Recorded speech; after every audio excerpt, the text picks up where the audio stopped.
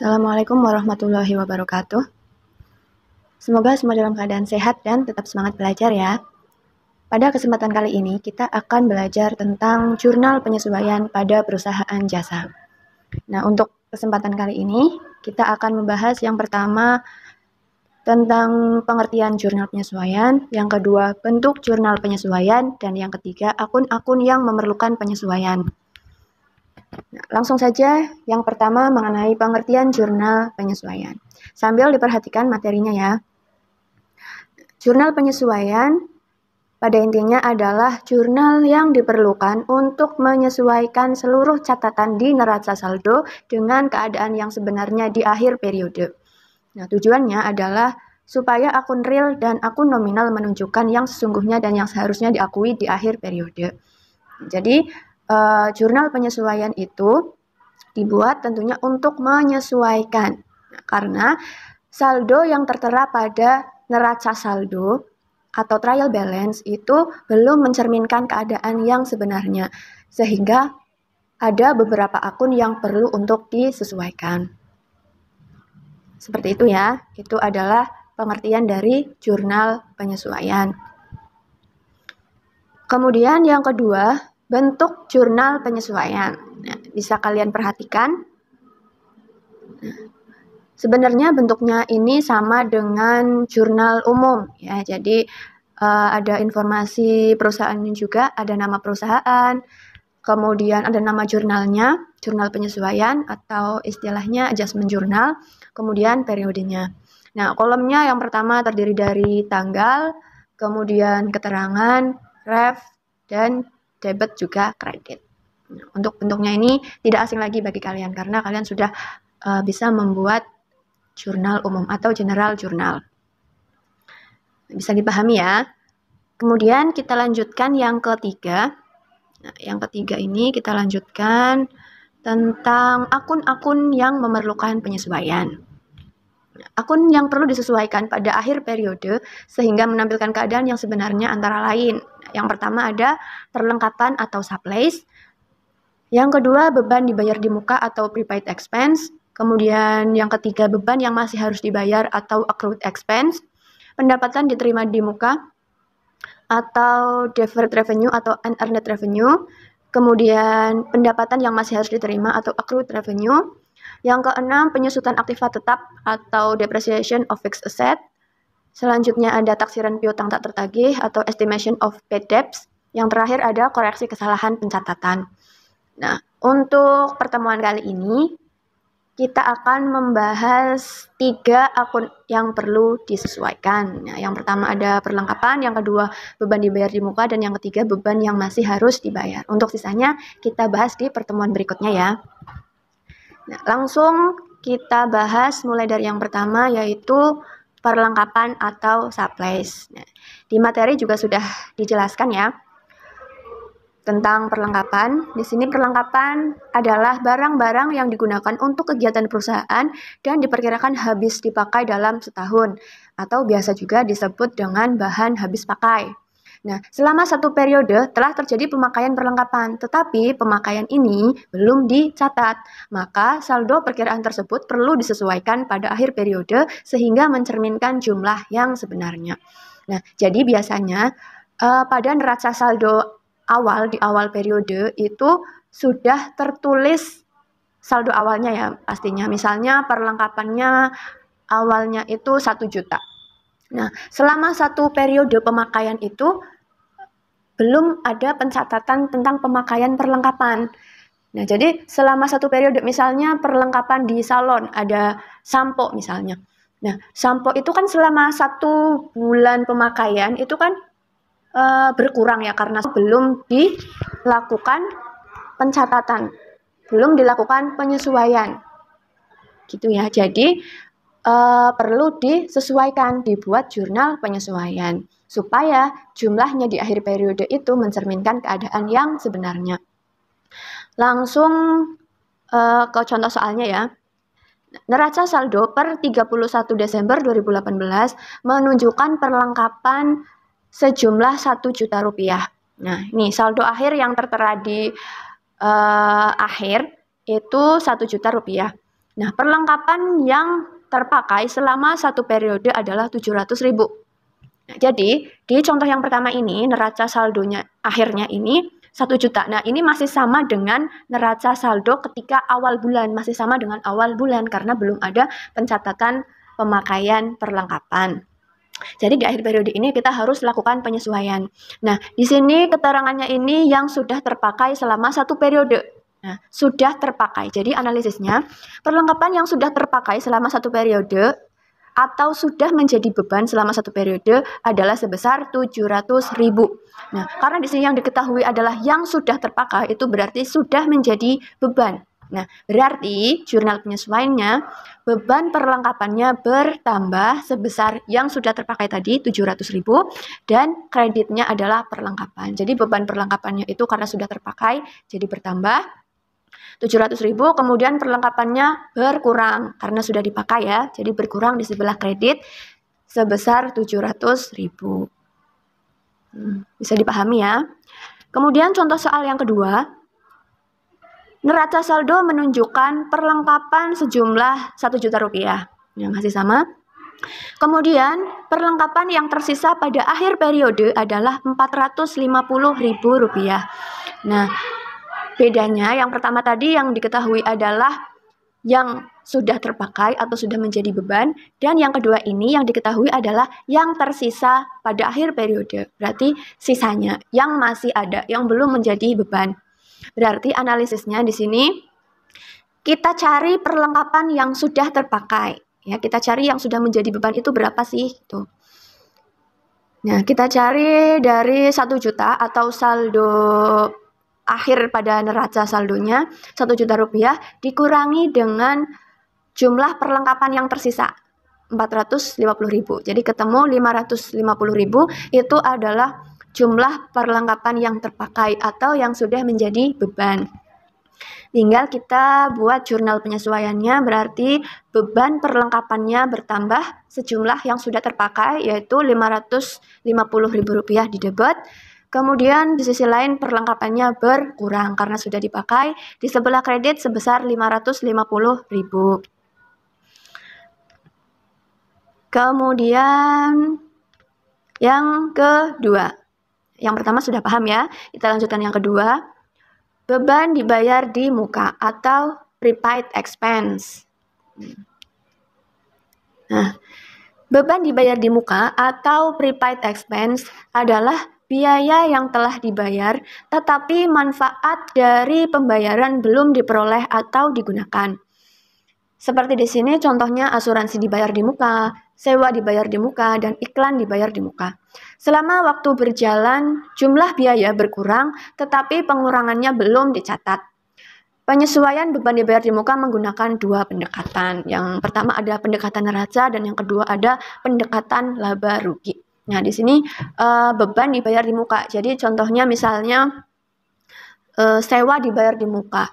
Misalnya kalian membayar sewa kos. Nah, kalau membayar sewa kos itu misalnya untuk jangka waktu 1 tahun. Nah, 1 tahun kalian bayarkan di awal. Itu namanya beban dibayar di muka. Nah, kita langsung ke contoh soalnya ya. Pada tanggal 1 April 2015 dibayar sewa gedung untuk 1 tahun sebesar 24 juta rupiah. Nah, di sini untuk 1 tahun totalnya 24 juta. Nah, yang pertama yang menggunakan pendekatan neraca. Nah, ciri-cirinya kalau menggunakan pendekatan neraca itu, nah, nih, jurnal pada saat membayar sewa gedung pada 1 April itu dicatat sebagai sewa dibayar di muka. Jadi ketika kita membayar itu dicatat sebagai harta. Ya, namanya pendekatan neraca. Jadi dianggap sebagai harta ketika kita membayarkan beban di awal. Nah, akunnya itu sewa dibayar di muka. Sewa dibayar di muka ini termasuk akun harta. Nah, ketika kita membayar berarti sewa dibayar di mukanya bertambah, hartanya bertambah sebesar 24 juta. Kemudian karena kita membayar, kasnya itu berkurang sebesar 24 juta di sebelah kredit. Nah, ini untuk jangka waktu 1 tahun. Nah, tetapi di setiap akhir periode akuntansi atau di akhir bulan Desember, ya, kalau di kasus ini berarti 31 Desember 2015 itu kita harus melakukan penyesuaian karena kita akan menyusun laporan keuangan. Jadi kita harus membuat jurnal penyesuaian terlebih dahulu supaya laporan keuangannya nanti juga mencerminkan keadaan yang sebenarnya, yang benar-benar sudah menjadi beban. Nah, karena sewanya ini juga untuk 1 tahun, berarti sampai bulan Desember itu kan sebenarnya belum habis, tapi karena kita mau menyusun laporan keuangan, jadi kita harus membuat jurnal penyesuaian.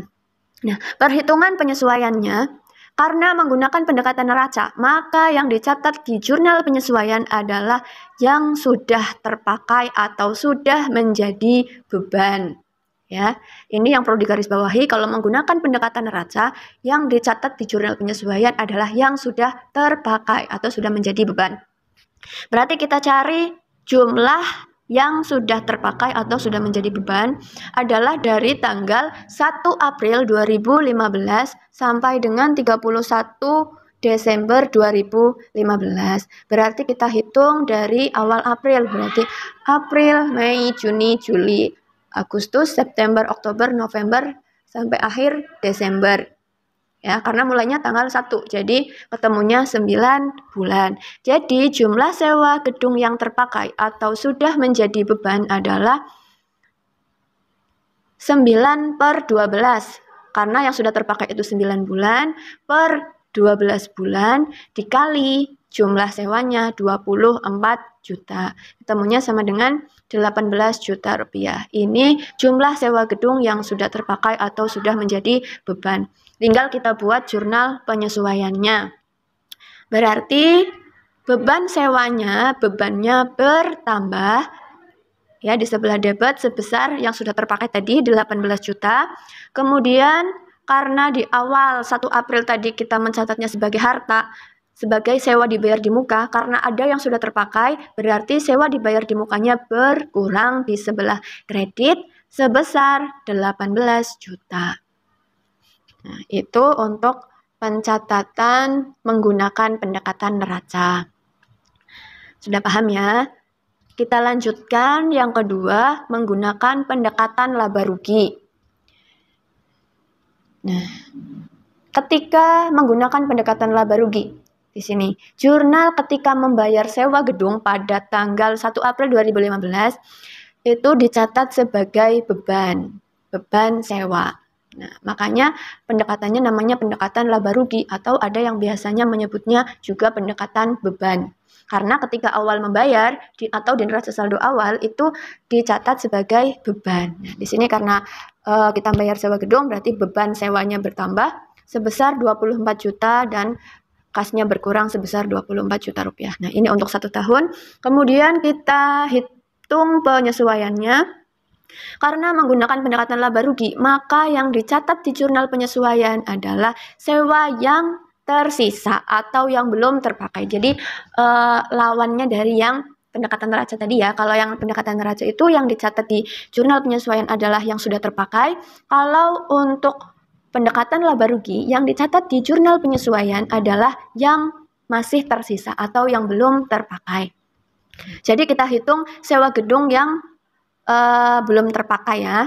Di sini yang sudah terpakai tadi 9 bulan dari April sampai Desember itu ketemu 18 juta.